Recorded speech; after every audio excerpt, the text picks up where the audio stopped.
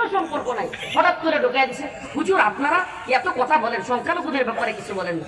কারণ আমি যখন বলছি কি আপনি কি 100 টা নাকি, আপনি দেখেন না ওলামায়ে কেরাম সংখ্যালঘুদের বাড়ি ঘরে হামলা হওয়ার কথা বিরোধিতা করেছে, তারা পর্যন্ত সংখ্যালঘুদের নিরাপত্তার কথা বলেছে। আমরা কত জায়গায় বললাম, আপনি কিছুই দেখেন না। আপনি হুট করে এটা কি বললেন? আপনি সংখ্যালঘুর নাম দিয়ে যে সেই সনাতন ধর্মীরা, ইসকনের লোকেরা, ইসকন সনাতন ধর্মী পরিচয় দিলে ভুল হবে। এই ইসকন হলো হিন্দুদের মধ্যে একটা জঙ্গি সংগঠন, সন্ত্রাসী সংগঠন। এই ইসকন মুসলমানদের কলিজায় আঘাত দেয়, এই ইসকন আলেমদের বিরোধিতা করে, এই ইসকন বাংলাদেশের সেনাবাহিনীর উপর আক্রমণ করে। আমি জানতে চাই, তোমরা সংখ্যালঘু নাম দিয়া সেনাবাহিনীর উপর আক্রমণ করবা, মুসলমানদের দোকানপাটে আক্রমণ করবা, সাবধান হয়ে যাও। আমরা দাঙ্গা দাঙ্গা খেলার ভয় করি না।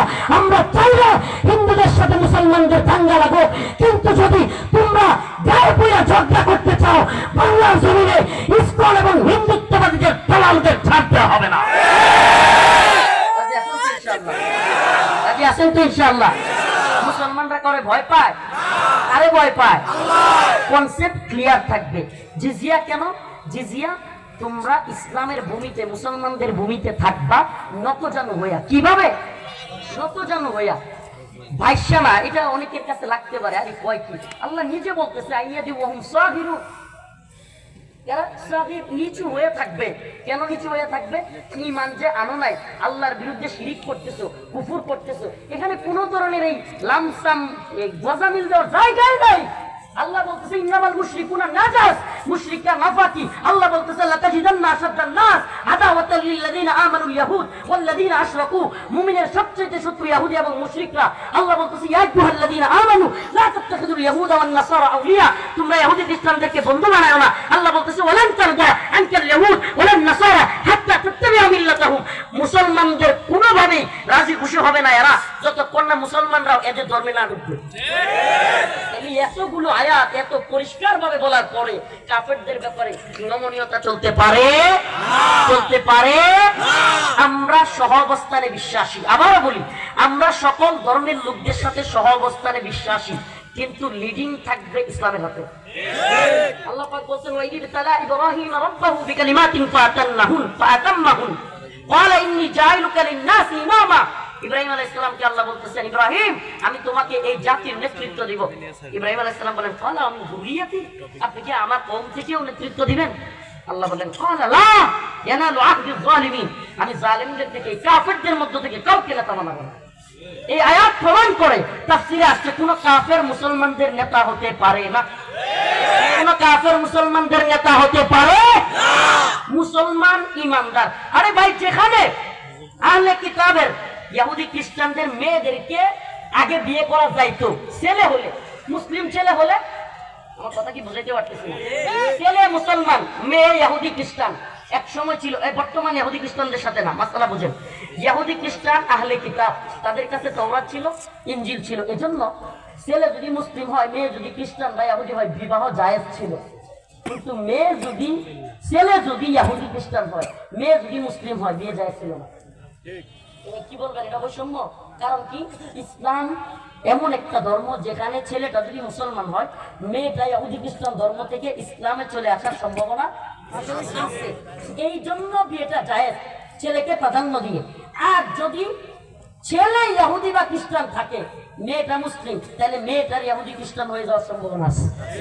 এজন্য ইহুদি খ্রিস্টান ছেলের কাছে বিয়ে দেওয়া জায়েজ ছিল না। আমাকে বলেন, তাহলে আল্লাহ কি বৈষম্য করছে?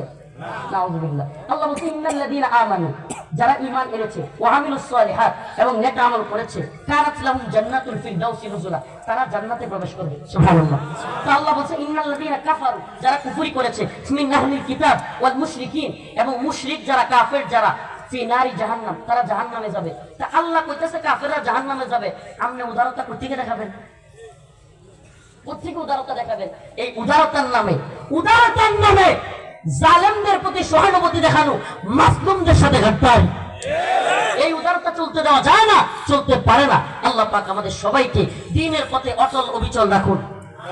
আল্লাহ এবং তার রাসূল যা বলেছেন, আল্লাহর রাসূল আল্লাহ বলেছেন মুহাম্মাদুর রাসূলুল্লাহ ওয়াল্লাযীনা মাআহু আশিদ্দাউ আলাল কুফার রুহামাউ বাইনাহুম। ওই যে আগের কথা এখনো বলছি, তিন তরিকা বলেছি। একটা হলো দরজায় গিয়ে ঠাক ঠাক করে ধাক্কা মারা, আরেকটা হলো সালাম দেওয়া, আরেকটা হলো জিনিস ভিতর থেকে রেখে দেওয়া। আমরা জিনিস রেখে দেওয়াতেও বিশ্বাসী না, কট্টরপন্থাও বিশ্বাসী না। আমরা সুন্দরভাবে বুঝাইতে বিশ্বাসী, তবে হক কথাটাকে ঘুরাইয়া পেঁচাইয়া বলতে বিশ্বাসী না। কথা হবে ক্লিয়ার কিন্তু সুন্দরভাবে। এতক্ষণ যে কথাগুলো বললাম আল্লাহ এবং তার রাসূলের কাছে আত্মসমর্পণের কথা, এটাই হলো ইসলাম। কোরআন বলতেছে, আল্লাহ বলতেছে, মুমিন কারা? ক্বালু সামি'না ওয়া আতা'না। যারা বলবে আল্লাহ আপনি বলছেন আমি শুনলাম আর মানলাম, কোনো ব্যাখ্যা নাই। মেয়ে অর্ধেক পাবে, ছেলে দ্বিগুণ পাবে, এটা কেমন ইসলাম? চারটা বিয়ে করা যায়, এটা কেমন ইসলাম? এক বদমাইশ আমাকে রিমান্ডে পল্টন হুজুর, এসআই নাম হলো জাহিদ। জাহিদ এই লোক শাইখুল হাদিস ইবনে শাইখুল হাদিস একাধিক বিয়ে করছে, এটা নিয়ে কথা উঠছে। সে আমার গাইলানি শুরু করছে, এই বেটা তোরা কি এর ফতোয়া দেস? একটাই রাখতারি না, আবার দুইটা তিনটা চারবারটা চিন্তা। তুই রাখতারস না, এর আল্লাহর বিধান কি রহিত হয়ে গেছে? শেখ হাসিনা পর্দা করে না, পর্দার আয়াত কি রহিত হয়ে গেছে? এখন খালেদা জিয়া পর্দা করে না, এর লেগে মনে পর্দা এটা কনফার্ম বাতিল। নাউযুবিল্লাহ। আরে কিটা পর্দা করলো না, কেনা করলো এটা দেখবার বিষয় না। আল্লাহর বিধান আছে, ছিল, থাকবে। কে দুই বিয়ে করতে পারলো না, করলো না, তৃতীয় বিয়ে করলো না, করতে পারলো না, কে জিহাদ করলো, করতে পারলো না, এটার জন্য কোনো আল্লাহর বিধান রহিত হয় নাই, আছে। আল্লাহ পাক আমাদের বুঝার তৌফিক দান করুন। এরপরে আমি যখন ওই আয়াত পড়ছি, ফানকিহু মা তাবা লাকুম মিনান নিসা মাসনা ওয়া সুলাসা ওয়া রুবা, যে আল্লাহর বিধান এটা, কোরআনের আয়াত এটা, সূরাতুন নিসা। আমার আরো গালিয়ালি শুরু করছে, বেটা ফতোয়া দেস, বদমাশ, গেট খুলে আমার মারতে আসে। নাউযুবিল্লাহ।